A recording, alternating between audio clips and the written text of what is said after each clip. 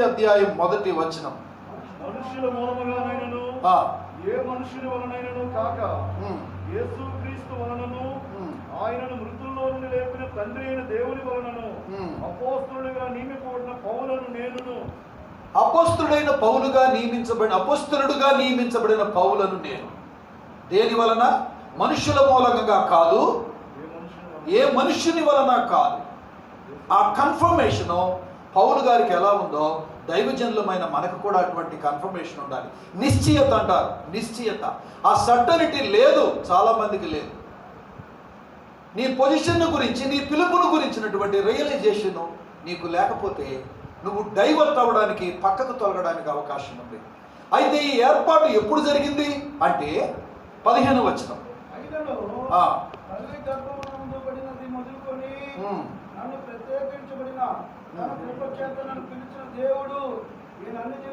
చాలు. కాబట్టి తల్లి గర్భమందు ఉన్నప్పుడే దేవుడు మనల్ని సెపరేట్ చేశాడు. ఇర్మియా 1:5 మనం చూస్తున్నాం కదా, నీవు తల్లి గర్భములో రూపింపక మునిపే నేను నిన్ను ఎరిగి తిని, జనములకు ప్రవక్తగా నేను నిన్ను నియమించి తిని. I appointed you, I called you, I appointed you, I consecrated you. I consecrate you అని. కాన్సక్రేషన్ అంటే దేవుడు నన్ను సంపూర్ణ సేవకు పిలిచినప్పుడు ఈ మాట ద్వారానే పిలిచాడు. 9 సార్లు అనుమానించాను పిలుస్తున్నాడో లేదోనని. అయితే ఇర్మియా 1:5 కాన్సక్రేషన్ అనే పదానికి అర్థం చూశాను ఇంగ్లీష్లోనే. ఇంకొక అర్థం ఏముందంటే I set apart you for my self అని. నా కొరకు నిన్ను వేరుగా పెట్టుకున్నాను అని స్పష్టంగా నాకు అర్థమైన తర్వాత అప్పుడు వరల్డ్ విజన్ ఆఫ్ ఇండియాలో జాబ్ చేస్తున్న నేను బందర్లో దానికి రిజైన్ చేసి మినిస్ట్రీకి రావడం జరిగింది. దేవుడు తల్లి గర్భంలో రూపింపక మునిపే దేవుడు మనకి ఏర్పాటు చేశాడు. కాబట్టి పిలుపును గురించిన నిశ్చయత, దేవుడే మనల్ని పిలిచాడు అన్న నిశ్చయత ఎవరికైతే లేదో వాళ్ళు ప్రార్థన చేసుకొని మరలా కన్ఫర్మ్ చేసుకోవడం మంచిది. లేకపోతే ఏమైందంటే దేవుడు ఇచ్చిన స్థాయికి భిన్నంగా ప్రవర్తించి, దేవుడిచ్చిన స్థానానికి భిన్నంగా ప్రవర్తించి, దేవుడు ఆశించిన మహిమ దేవునికి చెందకుండా తప్పిపోయే ప్రమాదం ఈ రోజుల్లో ఎక్కువగా మనం చూస్తున్నాం. అందుకని my dear brothers and sisters, నా ప్రియ స్నేహితులారా, తోటి దైవజనులారా, మనము ఖచ్చితంగా నన్ను దేవుడు పిలిచాడు, ఇది మనుషుల వలన కలిగింది కాదు, తల్లి గర్భంలో రూపింపక మునిపే దేవుడు ఈ ఏర్పాటు చేశాడు అన్న సంగతి విషయంలో నువ్వు నిశ్చయత కలిగి ఉండాలి. Otherwise you will be diverted. నువ్వు పక్కకి వెళ్ళిపోతావు, నీ స్థానాన్ని మర్చిపోతావు. ఇంకో మాట చెప్పాలని అనుకుంటూ ఉన్నా. మన పొజిషన్ ఎంత గొప్పదంటే ఇలా చూడండి, నేను ఇలా రాసుకున్నాను. ఒక సర్పంచి ఒక గ్రామానికే సరిపోతాడు, ఒక ఎంఆర్ఓ ఒక మండలానికే సరిపోతాడు, ఒక కలెక్టరు ఒక జిల్లాకే సరిపోతాడు, ఒక సీఎం ఒక రాష్ట్రానికే సరిపోతాడు, ఒక పిఎం ఒక దేశానికే సరిపోతాడు. కానీ దైవజనుడు ప్రపంచం అంతటికీ సరిపోతాడు. దేవుని స్తోత్రం, దేవుని స్తోత్రం. నేను ఇలా రాసుకున్నాను. ప్రభునందు ప్రియ దైవజనులారా, నీ పొజిషన్ చాలా గొప్పది. క్రీస్తులో దేవుడు నీకు ఇచ్చిన స్థాయి చాలా గొప్పది. అది రియలైజ్ కాకపోతే మన బిహేవియర్లో తేడా వస్తుంది, మన మాటల్లో తేడా వస్తుంది. రాజకుమారుడు రాజుకు తగినట్టుగా ప్రవర్తించకపోతే, రాజుకు తగినట్టుగా మాట్లాడకపోతే, రాజుకు తగినట్టుగా ప్రవర్తించకుండా పిచ్చి చేష్టలు, పిల్ల చేష్టలు చేసే మనుషులతో గోలికాయలు ఆడుకుంటూ బొంగరాలాట ఆడుకుంటూ ఉంటే, అరే నువ్వు రాజకుమారుడు, వీళ్ళతో నువ్వు ఏంట్రా స్నేహం చేసేది అని అనిపించుకోవడానికి అవకాశం ఉంది. సో నా ప్రియ దైవజనులారా, మనమందరము గుర్తించవలసింది ఏంటంటే, it was by God, you are chosen by God, that you have to realise. అది నీవు నేను కూడా గుర్తించాలి, గ్రహించాలి. ఇది మనుషుల వలన కలిగింది కాదు అని తెలుసుకోవాలి. తర్వాత అదే విషయంలో ఒక్కొక్కరిని ఒక్కొక్క దానికి దేవుడు నియమించాడు. ఎఫెసీయులకు రాసిన పత్రిక 4:13 తెలిసిన వాక్యమే, నేను చదువుతానండి. కొందరిని అపోస్తలులు గాను, కొందరిని ప్రవక్తలు గాను, కొందరిని సువార్తికులు గాను, కొందరిని కాపరులు గాను, కొందరిని ఉపదేశకులుగా దేవుడు నియమించాడు. నిన్ను దేనికి నియమించాడో అది కూడా తెలియాలి. అంటే వర్క్ ఏంటనేది కూడా తెలియాలి. నువ్వు సువార్తికుడువా, కాపరివా, లేకపోతే ప్రవక్తవా? ప్రవక్త అనేటప్పటికి నాకు ఇంకో మాట గుర్తొచ్చింది. తర్వాత చదవండి, ద్వితీయోపదేశకాండం 18వ అధ్యాయంలో మనం చూస్తాం. ఒకడు ప్రవక్త అయిన మాట సత్యమైతే అతడు చెప్పిన మాట నెరవేరుతుంది. మొన్న ఈ మధ్య పంచాయతీ ఎలక్షన్స్ జరిగితే ఒక పాస్టర్ గారు వాళ్ళ చర్చిలో వాళ్ళకి చెప్పాడట, ఖచ్చితంగా నాకు ఒక దర్శనం వచ్చింది, కొండ మీద నుంచి ఏదో కిందకి దిగుతుంది పైకి వెళ్తుంది అని చెప్పాడట. చెప్పిన తర్వాత అమ్మ ఫుల్ మెజారిటీ నీకేనో, ఖచ్చితంగా గెలుస్తావు అమ్మ నువ్వు అని చెప్పాడు. అసలు ఆయన దేశం పోయి కౌంటింగ్ దగ్గర కూర్చోబెట్టారంట. పెడితే ఏమన్నా మంత్రం చేస్తాడు అనుకున్నారేమో. చివరికి ఏమైందంటే మొత్తం తిరగబడిపోయింది. 2-3 రౌండ్లకి కౌంటింగ్ వేరుగా వచ్చేటప్పటికి అమ్మ దేవుడు ఇదేదో గెలిచేటట్టు లేదని చెప్తున్నాడు అమ్మ అంటున్నాడంట మళ్ళా. కాబట్టి ఇటువంటి పిచ్చి మాటల చేత మనుషులను మోసం చేయకూడదు. వ్యర్థమైన మాటలు, నమ్ముతున్నారు కదా అని ఇష్టం వచ్చినట్టు చెప్పకూడదు. ఏం చెబితే అది నమ్ముతున్నారని చెప్పి మనుషులను మోసం చేసే ప్రవక్తలని పేరు పెట్టుకున్న వాళ్ళు ప్రపంచంలో చాలామంది ఉన్నారు. జాగ్రత్త, అటువంటి వారిలో నువ్వు ఒకడవ కాకూడదు. మనుషులు నమ్ముతున్నారు కదా, ఏం చెబితే చెప్తున్నా నమ్ముతున్నారు కదా అని మనుషులను మోసం చేయకూడదు. అటువంటి ప్రవక్తలు ప్రవచనాలు మానుకోవాలి. మనం దేవుడిస్తే చెప్పు, నిజంగా పరిశుద్ధాత్మ దేవుడు నీకు నిజంగా మాట్లాడితే చెప్పు, ధైర్యం ఉంటే చెప్పు. కానీ కలుగు చేసుకొని ఏదో ఒకటి మనుషులను లోపరుచుకుందామని ప్రవక్త వేషం వేస్తే దేవునికి లెక్క చెప్తావు, దెబ్బతింటావు, అవమానపరచబడతావు. ఇప్పుడు ఆ పాస్టర్కి అవమానం కదా, ఎంత అవమానం. కాబట్టి let us be very careful. చాలా జాగ్రత్తగా ఉండాలి. మనం చేసేది దేవుని పని. మనకు లెక్క చెప్పాల్సింది మనుషులకు కాదు, దేవునికి లెక్క చెప్పాలి అన్న ఉద్దేశంతో మనం పని చేయాలి. తర్వాత దేవుడు ఎందుకు మనల్ని ఏర్పాటు చేసుకున్నాడు, అందులోనే యెహెజ్కేలు గ్రంథం 44:14. యెహెజ్కేలు 44:14 ఎవరైనా చదవండి.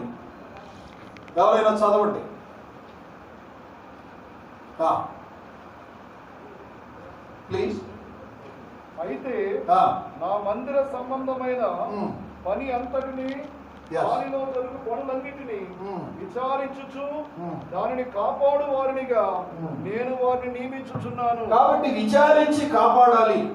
అడ్మినిస్ట్రేషన్ విచారించాలి, కాపాడాలి మందిరాన్ని లేక సంఘాన్ని. అందుకు దేవుడు మనల్ని పిలిచాడు. ఏం జరుగుతుంది, ఏం జరగటం లేదు, ఎవరు ఎలా ఉన్నారు, ఎక్కడికి వెళ్తున్నారు, ఏం చేస్తున్నారు, ఎందుకు బయటికి వెళుతున్నారు, మందిరం దాటిపోయి ఎందుకు వెళ్తున్నారు, ప్రాబ్లం ఏంటి, నా దగ్గర లోపం ఉందా, ప్రజల్లో లోపం ఉందా, ఎందుకు డిస్ప్యూట్స్ వస్తున్నాయి, విచారించాలి. తర్వాత దాన్ని కాపాడాలి, సంఘాన్ని. అందుకు దేవుడు పెట్టాడు మనల్ని. వారమంతా ఎక్కడెక్కడో తిరిగి ఆదివారం వచ్చి 4 మాటలు చెప్పడం కాదు. వారమంతా సంఘం కొరకు కాచుకొని కూర్చోవాలి. Unless until you have specific definite task in other places. ఇతర ప్రాంతాల్లో నీకు ప్రత్యేకమైన పని ఉంటే తప్పదనుకుంటే తప్ప సంఘాన్ని కాచుకొని ఉండాలి. సంఘాన్ని కాచుకోకపోతే దేవుడు తీసేస్తాడు, ఎవరికో ఇచ్చేస్తాడు. ఆ స్థితి మనం తెచ్చుకోకూడదు. ఏం చేయాలంటే మనం విచారించి కాపాడాలి. అందుకొరకు దేవుడు మనల్ని పిలిచాడు. మనకి ఇవ్వబడినటువంటి పని సామాన్యమైన పని కాదు. నా ప్రియ స్నేహితులారా, ఈ రోజున ఈ గ్రహింపు చాలా మందిలో తక్కువగా ఉంది అని నేను గమనిస్తున్నాను, గ్రహిస్తున్నాను.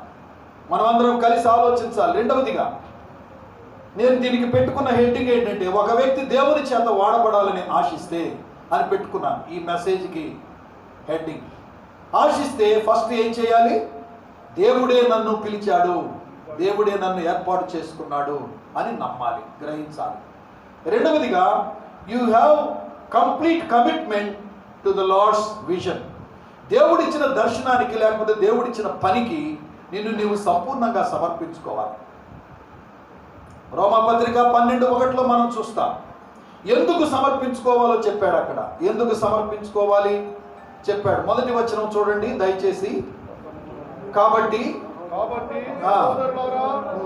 పరిశుద్ధమును దేవునికి అనుకూలమైన సజీవ యాగముగా మీ శరీరములను ఆయనకు సమర్పించుకునుడని దేవుని వాత్సల్యమును బట్టి మిమ్మల్ని బతిమాలుకొనుచున్నాను. దేవుని వాత్సల్యమును బట్టి మిమ్మల్ని బతిమాలకు ఏం చేయాలని? సజీవ యాగముగా మనలను సమర్పించుకోవాలి. సజీవ యాగం అంటే బ్రతికుండగానే చావుకు అప్పగించుకోవడం. బ్రతికి ఉండగానే చావుకు అప్పగించుకో. మనం బ్రతికే ఉంటాం, చచ్చిపోతూ ఉండాలి, ప్రతిరోజు చనిపోతూ ఉండాలి. పాపానికి చనిపోతూ ఉండాలి, సెల్ఫ్కి చనిపోతూ ఉండాలి, నేను నాది నేను కాబట్టి నేను లేకపోతే అహానికి చనిపోతూ ఉండాలి. ప్రతిరోజు చనిపోతూ ఉండాలి. బ్రతికే ఉంటాం, మనసులో చనిపోతూ ఉండాలి. అది లివింగ్ సాక్రిఫైస్ అంటే. చనిపోతూ మనం బ్రతకాలి, దేవుడి కొరకు బ్రతకాలి. అయితే అది చేయమని మిమ్మల్ని బతిమాలుకొనుచున్నాను అన్నాడు. దేన్ని బట్టి అంటే దేవుని వాత్సల్యమును బట్టి. దేవుని వాత్సల్యం ఏంటి ఇక్కడ బ్రదర్స్ అండ్ సిస్టర్స్? దేవుని వాత్సల్యం ఏంటి అని అంటే అన్ని జనులమైన మనలను ఇశ్రాయేలుతో సమాన వారసులుగా చేశాడు. వాగ్దానము లేని మనలను వాగ్దానానికి వారసులుగా చేశాడు. మనం ఇశ్రాయేలుతో సహపౌరులము కాదు, కానీ మనలను సహపౌరులుగా ఆయన చేశాడు. అందుకే ఆ 11వ అధ్యాయంలో రోమా 11లో ఆ మాట చెప్తాడు. పైన ఆ భాగం ఒకవేళ గుర్తుంటే నేను మాట గుర్తు చేస్తాను. అదేంటంటే, ఆహా దేవుని బుద్ధి జ్ఞానముల బాహుళ్యము ఎంత గంభీరము అన్నాడు. ఆయన మార్గములు ఎంతో అగమ్య గోచరములు అన్నాడు. ఆయన జ్ఞానం మనం ఊహించలేము అన్నాడు. ఏంటి సంగతి అంటే, ఇశ్రాయేలీలు ఒలివ చెట్టు అయితే మనము అడవి ఒలివ కొమ్మలమ్మ. అడవి ఒలివ కొమ్మమైన నిన్ను తీసుకొచ్చి ఒలివ చెట్టుకున్న ఘనత గౌరవం అంతా నీకు ఇచ్చాడు. గర్వింపక భయపడకుము అని అంటాడు 11వ అధ్యాయంలో. గర్వింపక భయపడకు, నువ్వు అన్యజనుడివి, నువ్వు విగ్రహారాధికుడివి, నీకు ఈ స్థాయికి నువ్వు సరిపోవు, ఈ స్థానానికి నువ్వు సరిపోవు.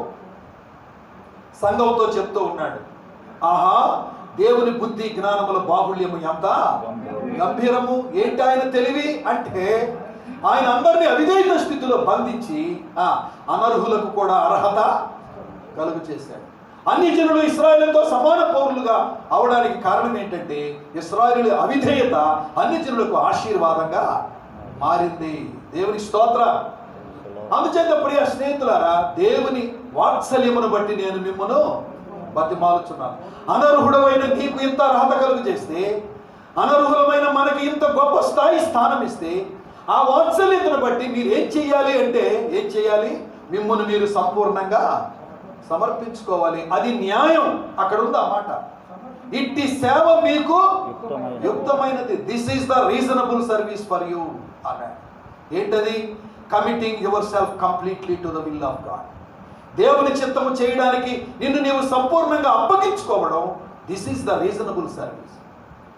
సర్వీస్ అంటే ఎక్కడెక్కడో తిరగటం కాదు. దానికంటే ముందు సర్వీస్ ఏంటంటే, ఆయన చిత్తము చేయడానికి, ఉత్తమము అనుకూలమైన దేవుని చిత్తము చేయడానికి నిన్ను నీవు, నన్ను నేను టోటల్గా సరెండర్ చేసుకోవడము. This is the reasonable service. దేవుని చేత ఒక వ్యక్తి వాడబడాలని కోరితే అతడు దేవుని చేత ఎన్నుకోబడ్డాడన్నటువంటి నిశ్చయత కలిగి ఉండాలి. రెండవదిగా అతడు సంపూర్ణంగా సజీవ యాగంగా దేవునికి సమర్పించుకోవాలి.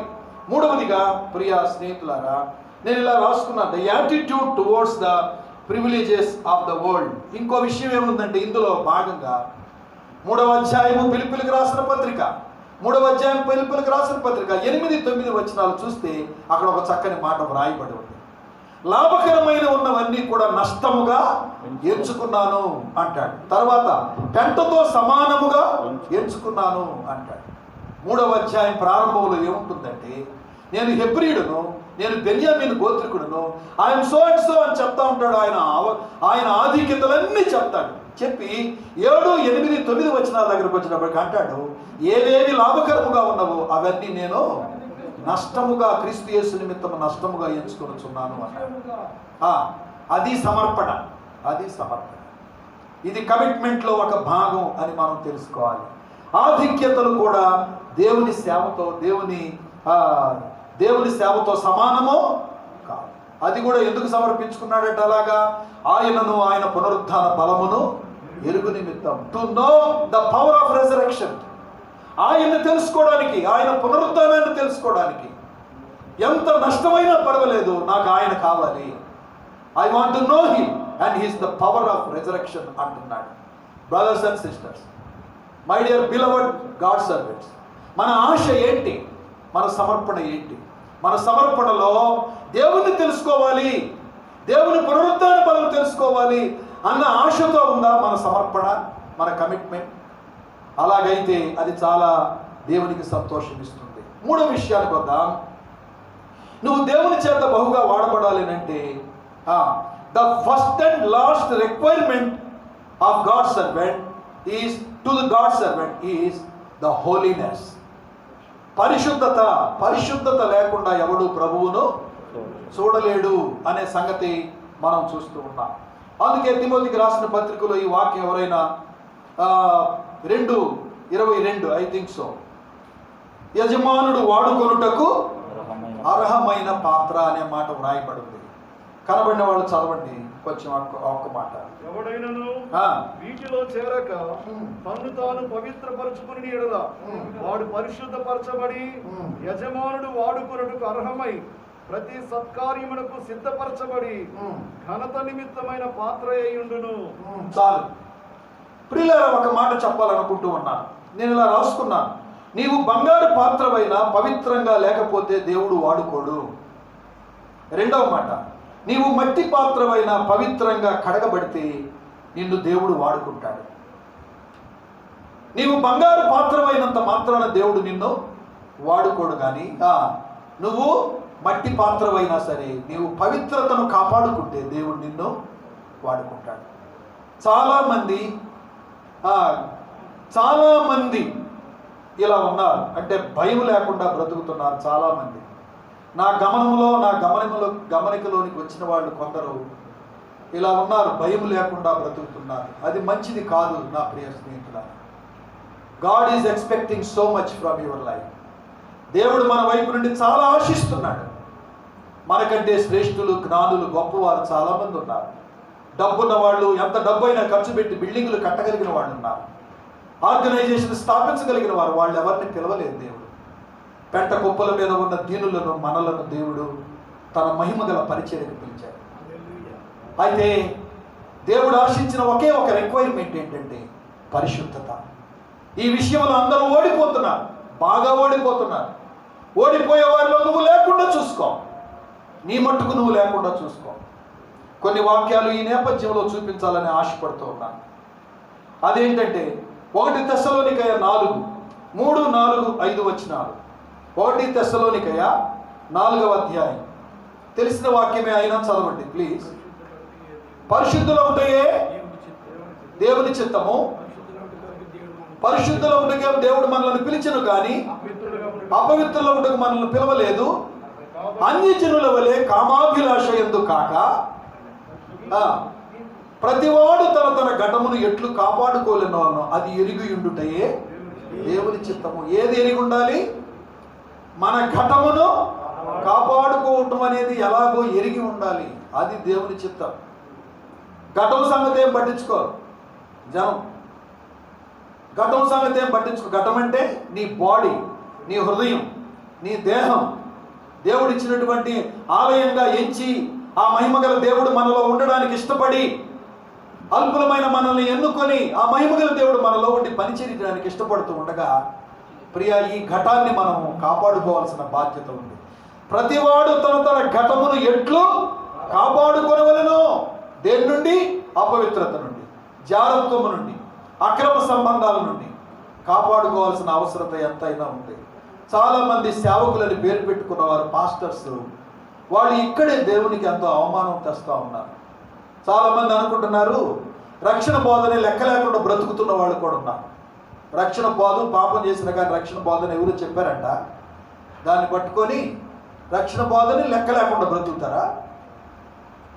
రక్షణలో భయముతో వణుకుతో రక్షణను కొనసాగించండి అని దేవుడు చెప్తే రక్షణ పాదులే అని లెక్క లేకుండా దేవుని భయం లేకుండా బ్రతుకుతారా? ప్రియ స్నేహితులారా, మనం అందరము పరీక్షించుకోవాల్సిన విషయం. ఆయన పరిశుద్ధుడు, మనం పరిశుద్ధులుగా ఉండాలి. ఆయన రాజుకు తగినట్టు మనం ప్రవర్తించాలి. దేవుడు మనల్ని ఎందుకు పిలిచాడో తెలుసా? హెస్కేలు గ్రంథంలో ఆ మాట వ్రాయబడింది. చూడాల్సిన పని లేదు. కానీ ప్రతిష్ఠితమైనదేదో అపవిత్రమైనదేదో జనులకు నేర్పునట్లు అనే మాట వ్రాయబడింది. చెప్పండి, పవిత్రమైనదేదో అపవిత్రమైనదేదో జనులకు నేర్పునట్లు దేవుడు వారిని నియమించాడు అని వ్రాయబడి ఉంది. ప్రియులారా, దేవుని సేవకులమైన మన దగ్గర పవిత్రత నేర్చుకోవాల్సి ఉండగా నీ దగ్గరే అపవిత్రత పరిచయం అయితే, దైవ సేవకులమైన మన దగ్గర నీతికి నిర్వచనం మనం నేర్పించవలసి ఉండగా అవినీతి, అబద్ధం నీ దగ్గరే నేర్చుకుంటే నీవు దేవుని మనసును గ్రహించిన వ్యక్తివేనా? అబద్ధం తప్పు లేదని, అపవిత్రత తప్పు లేదని, రక్షణ పోదని బోధించి పర్వాలేదు అన్నింటికి సమర్థిస్తా కూర్చుంటే, నువ్వు పవిత్రత విషయమై నీ సంఘాన్ని నిలబెట్టేది ఎప్పుడు, పవిత్రత నేర్పించేది ఎప్పుడు, వాళ్ళు యేసుక్రీస్తు స్వరూపంలోకి పోయేది ఎప్పుడు, నువ్వు వాళ్ళని తీసుకెళ్లేది ఎప్పుడు, వచ్చిన ప్రతి అవకాశాన్ని నీ స్వార్థానికి నువ్వు వాడుకుంటా కూర్చుంటే వాళ్ళకి పవిత్రత ఎప్పుడు నేర్చుకుంటారు? పవిత్రత నేర్పించడానికి కాదా దేవుడు మనల్ని పిలిచింది? పరిశుద్ధులుగా ఉండడానికి పిలిచాడు. ఏమండి? యెహెజ్కేలు గ్రంథం ప్రకారం పరిశుద్ధతను నేర్పించడానికి దేవుడు మనల్ని పిలిచాడు. మన వలన ఇతరులు నష్టపోకుండా మనం జాగ్రత్త పడాలి. యోధా పత్రిక 1వ అధ్యాయం, యోధా పత్రిక 1వ అధ్యాయం లేదు, యోధా 4వ వచనం, యోధా 4వ వచనం ఎవరైనా చదువుతారా? మనం దేవుని చేత వాడబడాలి అని అంటే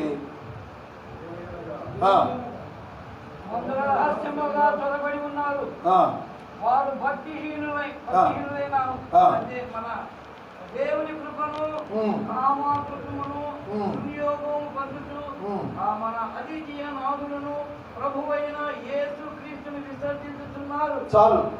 దేవుని గమనించండి, అక్కడ ఒక మాట, దేవుని కృపను కామాతురత్వమునకు దుర్వినియోగపరచుచు అంటూ ఉన్నారు.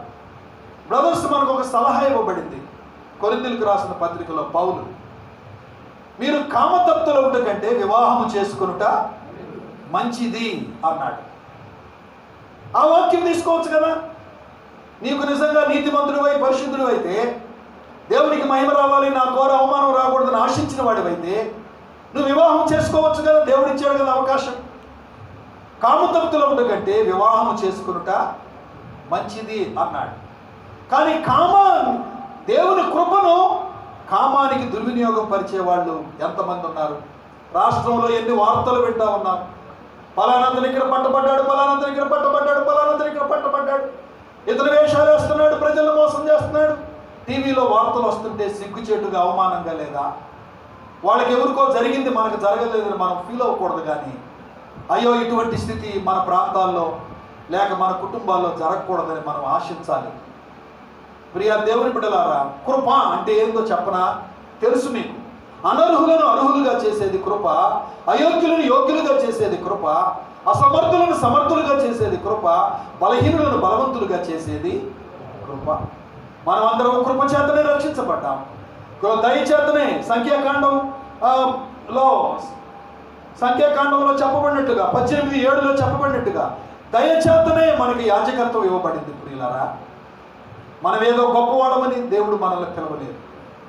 అయితే నువ్వు దేవుని కృపను ఎలా నువ్వు వాడుకుంటున్నావు? విజిటింగ్ చేయడానికి వచ్చిన అవకాశాన్ని ఎలా వాడుకుంటున్నావు? దర్శించడానికి వచ్చిన అవకాశాన్ని ఎలా వాడుకుంటున్నావు?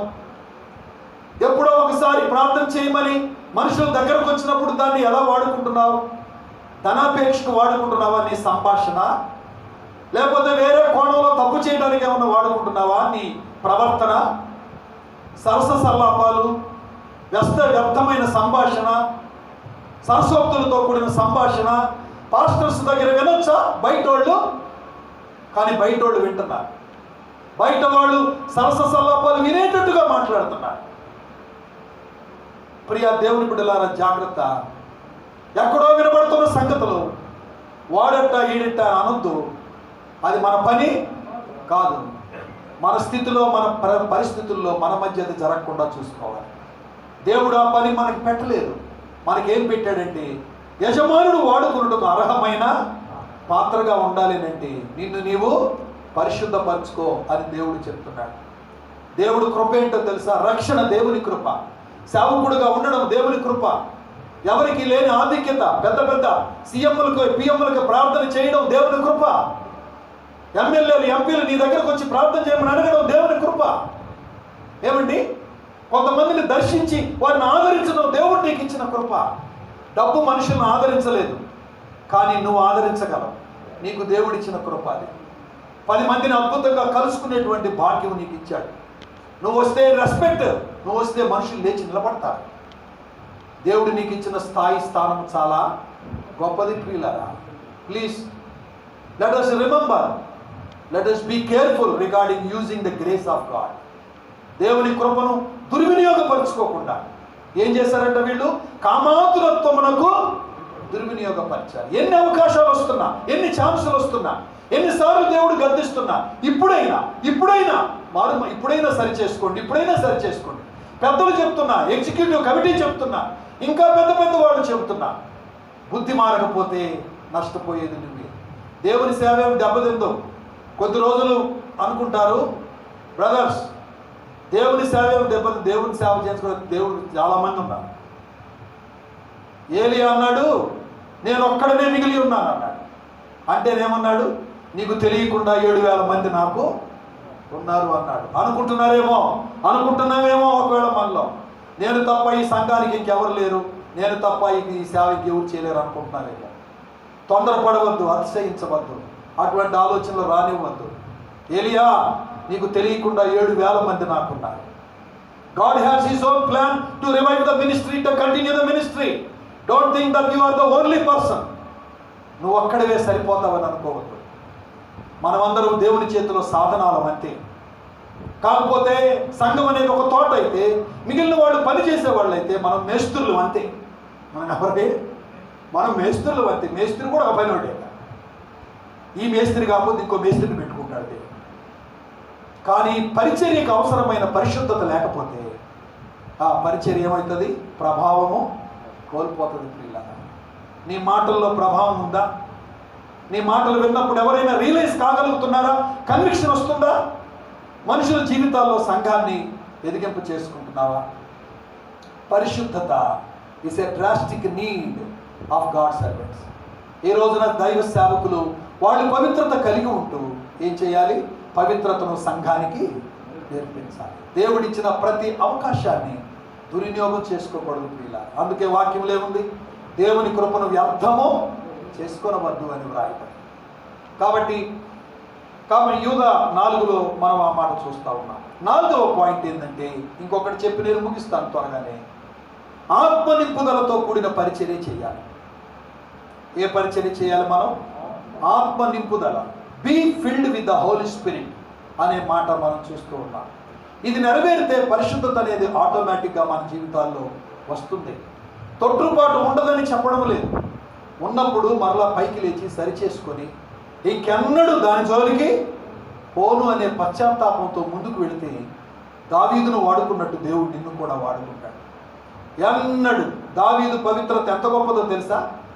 అతను ముసలివాడుగా ఉన్నప్పుడు అతనికి వెంట కలగడానికి ఒక అందమైన స్త్రీని తీసుకొచ్చి ప్రక్కలో పడుకోబెడితే వాక్యంలో ఏమి రాశారో తెలుసా?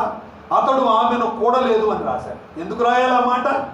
కొద్దిగా ఆలోచించండి, వేరుగా తప్పుగా ఆలోచించబాకండి. ఆ మాట ఎందుకు రాయాలి? అతడు ఆమెను కూడలేదు అని ఎందుకు రాయాలి? వెంట కలగడానికి 2 బాడీస్ కావాలి. 2 బాడీస్ టచ్ అయినప్పుడు పాపం చేయలేదు అని అంటే, ఫస్ట్లో ఒక్కసారి జరిగింది, రియలైజ్ అయ్యాడు, రిపెంట్ అయ్యాడు, ఇంకా ఎన్నడూ పాపం చేయలేదు. అందుకే దావీదు వంశములో నుండి లోకరక్షకుడు బయటికి. దేవునికి స్తోత్రం, దేవునికి స్తోత్రం. దేవుని ఎక్స్పెక్టేషన్ నీ జీవితంలో నెరవేరాలంటే కీప్ ద హోలీనెస్. ఎందుకంటే దేవుడు పరిశుద్ధుడు, మనం పరిశుద్ధులుగా ఉండాలి. అది లేకుండా నువ్వు ఎంత తంత్ర మంత్రాలు ఉపయోగించుగాక. మనుషులు మెచ్చుకుంటారేమో, దండలేస్తారేమో, దుప్పట్లేస్తారేమో, కానీ దేవుడు మాత్రం ఏం చేయని నీ వలన ఏం ప్రయోజనం లేదు. దేవుని బిడ్డలారా, పరిశుద్ధత. ఎందుకంటే నిన్ను పిలిచిన వాడు పరిశుద్ధుడు. పరిశుద్ధత లేకుండా ఎవడు ప్రభువును చూడలేడు. పరిశుద్ధత లేకుండా మన సంఘాన్ని కట్టుకోలేము. పరిశుద్ధత లేకుండా మనము దేవుడు ఆశించిన ఎక్స్పెక్టేషన్ కలుసుకోలేదు. 4వది ఆత్మ నింపుదల. ఎఫెసీయులకు రాసిన పత్రిక 5వ అధ్యాయం 18వ వచనంలో ఈ మాట వ్రాయబడింది. మద్యముతో మత్తులై ఉండక ఆత్మ పూర్ణులై ఉండండి. ఇంగ్లీష్లో be filled with the Holy Spirit అని వ్రాయబడింది. పిల్లరా, పరిశుద్ధాత్మను గురించిన అవగాహన చాలా డిఫరెంట్ కోణాల్లో ఉంది. అవి రకరకాల వారి సంఘ అనుభవాలను బట్టి వాళ్ళు చేస్తూ ఉంటారు. అయితే పరిశుద్ధాత్మ దేవుడు విశ్వాసి అయినప్పుడే పరిశుద్ధాత్మ దేవుడు మనలోకి వచ్చాడు. అయితే పరిశుద్ధాత్మ దేవునితో అనుదిన జీవితంలో సంబంధం కలిగి ఉండాలి. అది ఎలా పాసిబుల్ అవుతుందంటే ప్రార్థన ద్వారానే పాసిబుల్ అవుతుంది. ఎలాగో చెప్పనా? అపొస్తలుల కార్యాలు 2వ అధ్యాయంలో పెంతెకొస్తు దినమున వారందరూ ఎక్కడున్నారట? గదిలో, మేడ గదిలో. ఏం చేస్తున్నారు వాళ్ళు? ప్రార్థించుచుండగా పరిశుద్ధాత్మ దేవుడు దిగి వచ్చాడు. ఈ ప్రపంచంలోకి పరిశుద్ధాత్మ దేవుడు అదే దిగి రావడం, థర్డ్ పర్సనాలిటీ ఆఫ్ ట్రినిటీ, త్రిత్వంలో మూడో వ్యక్తి అయినటువంటి పరిశుద్ధాత్మ దేవుడు ఫస్ట్ టైం దిగి రావడం ప్రపంచంలో వచ్చాడు. ఇప్పుడు యేసుక్రీస్తునందు విశ్వాసం ఉంచిన వారి అందరిలో ముద్రించబడ్డాడు. ఎలాగా? ఎఫెసీయులకు రాసిన పత్రిక 1వ అధ్యాయం 13-14 వచనాల ప్రకారంగా మీరు క్రీస్తుని విశ్వసించినప్పుడు ఆత్మచేత ముద్రించబడితిరి. ఇక్కడ నేను చెప్పొచ్చిన విషయం ఏంటంటే, ప్రతిరోజు ఆత్మచేత నింపబడడం ఎలా సాధ్యమైందంటే, through prayer you can have connection with the Holy Spirit. దేవుని స్తోత్రం. పరిశుద్ధాత్మ కొరకు పరిశుద్ధాత్మ నింపుదల ఎప్పుడు జరుగుతుందంటే, ఎప్పుడైతే ప్రార్థనలో ఎక్కువ సమయం గడుపుతావో అప్పుడు పరిశుద్ధాత్మతో కనెక్షన్ నీకు కట్ అవ్వకుండా ఉంటుంది. Filling of the Holy Spirit by spending in the presence of God అనండి అన్నమాట. Filling of the Holy Spirit is possible by spending in the presence of God. కాబట్టి పరిశుద్ధాత్మ నింపుదల అనేది ప్రార్థనలో గడపడం ద్వారా జరుగుతుంది. తర్వాత మనం దేని చేత నింపబడాలి అంటే, కొలస్సీ 3:16 be filled with the word of God. మీలో వాక్యము సమృద్ధిగా నివసింపనీయండి అన్నాడు. పరిశుద్ధాత్మ దేవుని గురించి నడిపింపును నిర్లక్ష్యం చేయకూడదు. పరిశుద్ధాత్మ దేవుని కొరకు కనిపెట్టుకోవడం, ప్రార్థన చేసుకోవడం నిర్లక్ష్యం చేయకూడదు. ఎప్పుడైతే ప్రార్థనలో గడుపుతామో అది పరిశుద్ధాత్మ నింపుదలకి దారితీస్తుంది. ప్రియులారా, ఒక వాక్యాన్ని ఇందులో చూపించాలనుకుంటున్నాను. దయచేసి చూడండి. 2వ కొరింథీయులకు రాసిన పత్రిక 4వ అధ్యాయం. ఎప్పుడు మనము పరిశుద్ధాత్మ మీద ఆధారపడతాము అని అంటే, పరిచర్య ఎంత మహిమ కలిగిందో మనకు అర్థం అవ్వాలి. 6వ వచనం 3:6 మమ్మును క్రొత్త నిబంధనకు అనగా అక్షరమునకు కాదు గాని ఆత్మకే పరిచారకులమవుటకు కలిగించి ఉన్నాడు. అక్షరము చంపును గాని ఆత్మ జీవింపచే. నా మాట గమనిస్తారా? అక్షరము చంపును గాని. ఇప్పుడు చదవండి నాతో పాటు. మరణకారముకు పరిచర్య రాళ్ల మీద చెక్కబడిన అక్షరములకు సంబంధించినదైనను మహిమతో కూడినదాయన. అందుకే మోషే ముఖము మీద ప్రకాశించుచుండిన ఆ మహిమ తగ్గిపోవునదైనను ఇశ్రాయేలీయులు అతని ముఖము తేరి చూడలేకపోయింది. ఇట్లుండగా ఆత్మ సంబంధమైన పరిచర్య ఎంత మహిమ గలదయుండును. సో బ్రదర్స్ అండ్ సిస్టర్స్, మనం చేసే పరిచర్య ఏంటి? ఆత్మ సంబంధమైన పరిచర్య. అంటే మోషే ముఖం మీద ఉన్న ప్రకాశం తగ్గిపోయేదైనా అది అంత మహిమ కలిగిందైనప్పుడు డైరెక్ట్గా త్రిత్వములో ఉన్న మూడవ వ్యక్తిని కలిగి ఉన్న ఆత్మ ద్వారా జరిగించే ఈ పరిచర్య ఎంత మహిమ గలదయ్యుండు. శారీరకంగా తగ్గిపోయేది అంత మహిమ కలిగిందైతే, పరిశుద్ధాత్మను కలిగి ఉండి ప్రార్థన ద్వారా ఆత్మశక్తిని పొందుకొని మనలో ఉన్న పరిశుద్ధాత్మ ద్వారా జరిగించే ఈ పరిచర్య ఎంత మహిమ కలిగింది. కాబట్టి let us realise ministry is a glorified ministry. మహిమ కలిగిన పరిచర్య అని మనం మర్చిపోకూడదు. మట్టి మనుషులము, వృధా అయినటువంటి మనుషులము, వేస్ట్ మనుషులము ఒక దినాన దేవుడు మహిమ కలిగిన పరిచర్య మనకు అప్పగించాడు. చివరి మాట, 5వ మాట ఏంటంటే, శ్రమపడుము సువార్తికుని పని చేయి. తిమోతికి రాసిన పత్రికలో ఆ మాట మనం చూస్తాం. పిల్లరా, 4వ అధ్యాయంలో చూస్తాం. శ్రమపడుము సువార్తికుని పని చేయము. మొదటి మాట చెప్పండి. మొదటి మాట, దేవుడే నిన్ను ఎన్నుకున్నాడు అన్న సంగతి మర్చిపోకూడదు. రియలైజ్ అవ్వాలి, కన్ఫర్మ్ చేసుకోవాలి. ఒకవేళ అటువంటి అనుమానం ఉన్నప్పుడు దైవ సేవకుల్ని కలిసి, నా పిలుపు విషయం అనుమానంగా ఉంది, ఇట్లాంటి ఉందని చెప్పి తెలుసుకోవాలి. అంత పరిస్థితి మనకు లేదులేండి, అయినా చెబుతున్నాను, ఎందుకైనా మంచిది. రెండవదిగా మనం ఏం చూస్తున్నాం? సజీవ యాగముగా total commitment to the ministry. పరిచర్యకు మనం సంపూర్ణంగా సమర్పించుకోవడం. ఎందుకు సమర్పించుకోవాలి? ఎందుకు ఇది న్యాయం అంటే, అడవి ఒలీవ కొమ్మల మొక్కలమైన మనలను ఒలీవ మొక్కతో సమానంగా చేశారు. అనర్హులమైన మనలను అర్హులుగా చేశారు. ఇశ్రాయేలుతో సహపౌరులు చేశారు. నిర్దేవులుగా ఉన్న వారికి నిజమైన దేవుడు పరిచయం చేశారు. వారితో సమాన వారసులుగా మనల్ని ఆయన చేశారు. మూడవదిగా పరిశుద్ధత. పరిశుద్ధత లేకుండా ఎవడు ప్రభువును చూడలేడు. ప్రభువును చూడడం అంటే ప్రభువును అనుభవించలేడు. పరిశుద్ధత నేర్పించడానికే దేవుడు మనల్ని పిలిచాడు, పరిశుద్ధులుగా ఉండుటకు పిలిచాడు. ఉంటూ నీ సంఘాన్ని క్రీస్తు యొక్క స్వరూపములకు మలచడానికి దేవుడు నిన్ను పిలిచాడు. ఈ నేపథ్యంలో చాలామంది నిర్లక్ష్యంగా బ్రతుకుతున్నారు అని మధ్యలో ఆ మాట నేను వాడాను. అది నిజం, అది నిజం ప్రియులారా. అది ఎంత అన్యాయం, అది ఎంత అన్యాయం. లెక్క లేకుండా ఇష్టం వచ్చినట్టు, దేవుని భయం లేకుండా దైవ సేవకులు హెచ్చరిస్తున్నా, వాక్యంలో ఇదిగో ఇలా తప్పు చేసేదానికంటే మీరు ఒక క్రమంలో వెళ్ళండి అనే మాట కూడా తీసుకోకుండా పైకి భక్తి గల వారి వలె కనపడుతూ శక్తి లేని పరిచర్య చేస్తూ అన్యులైన వారి దృష్టిలో ప్రక్కన నీ దగ్గర పవిత్రత నేర్చుకోవాల్సిన దృష్టిలో అపవిత్రంగా ప్రవర్తిస్తూ పరిచర్యను పాడు చేస్తూ ఉంటే ఏమైనా న్యాయమా? దేవుడు ఊరుకుంటాడా? జాగ్రత్తగా ఉండాలి ప్రియులారా. ఎక్కడో ఏదో జరిగిన వార్తలు మనకు తెలుస్తున్నాయి, కానీ మనకు జరగకుండా సంభవించకుండా మనమేం పడిపోయిన వాళ్ళకంటే గొప్ప వాళ్ళం కాదని గుర్తుపెట్టుకోవాలి. మన జాగ్రత్తలో మనం ఉండాల్సిన జాగ్రత్త, లేకపోతే ప్రభావం పోతుంది. ప్రభావం ఉండదు మినిస్ట్రీలో. త్రిత్వములో మూడో వ్యక్తి అయిన పరిశుద్ధాత్మ దేవుడు మనలో ఉన్నాడు. ప్రార్థన ద్వారా పరిశుద్ధాత్మ శక్తిని మనం పొందుకుంటూ ఉంటాం. More you spend with the lord, more you shine for the lord. ప్రార్థనలో గడపకుండా పరిశుద్ధాత్మ శక్తి రిలీజ్ అవ్వదు. పరిశుద్ధాత్మను మనకి ఇచ్చాడు దేవుడు.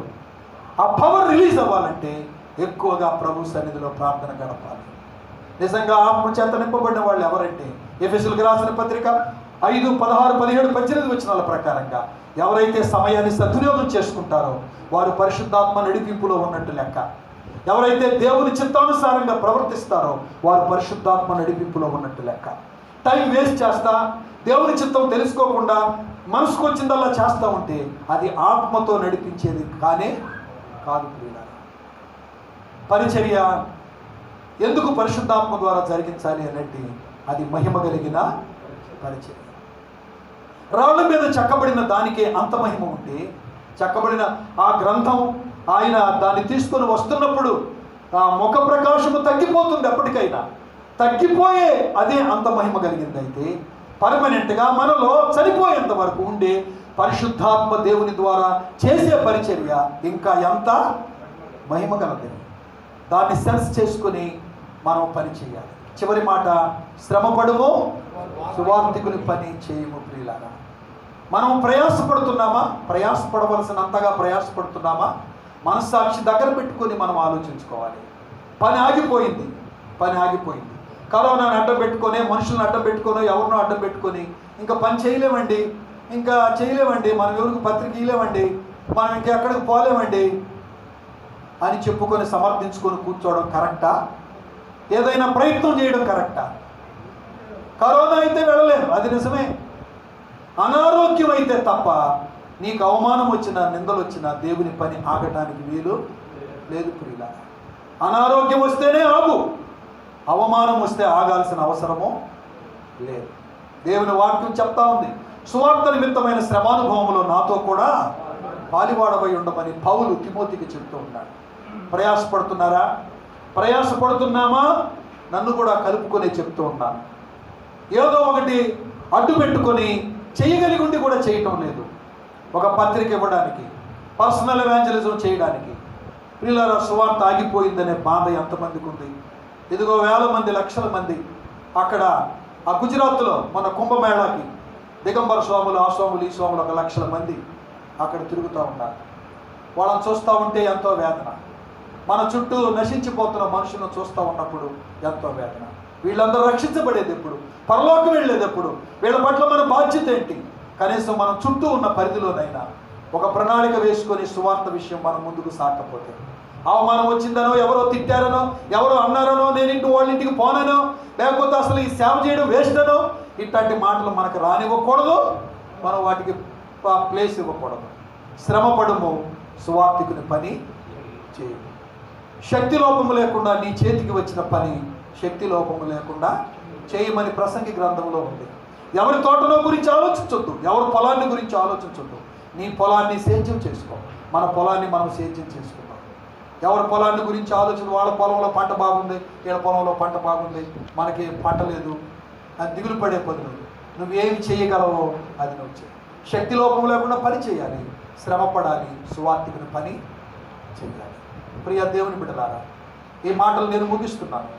నా వంతుగా చిన్న ప్రార్థన చేసి ముగిస్తాను. దయచేసి తల్లవంచండి, ప్రార్థన చేసుకుంటాను. ఒక పల్లవి పాడాలని ఆశపడుతున్నాను.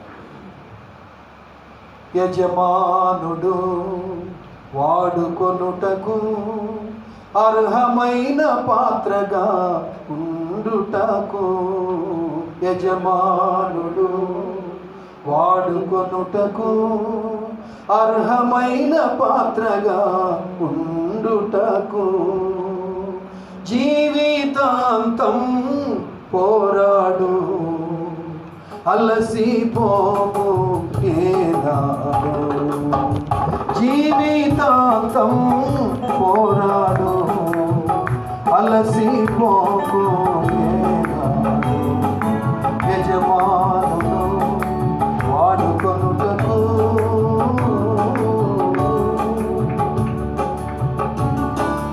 గొప్ప ఇంటిలో వెండి పాత్రలు బంగారు పాత్రలు, గొప్ప ఇంటిలో వెండి పాత్రలు బంగారు పాత్రలు, మట్టి పాత్రలు కర్ర పాత్రలు, మట్టి పాత్రలు కర్ర పాత్రలు, ఘనతకు కొన్ని ఘనహీనతకు కొన్ని, ఘనతకు కొన్ని ఘనహీనతకు కొన్ని, వీటిలో చేరని వాడు పరిశుద్ధునిగా జీవించిన వాడు, వీటిలో చేరిన వాడు పరిశుద్ధునిగా జీవించిన వాడు, పరిశుద్ధునివై యజమానుడు వాడుకొనుటకు అర్హమైన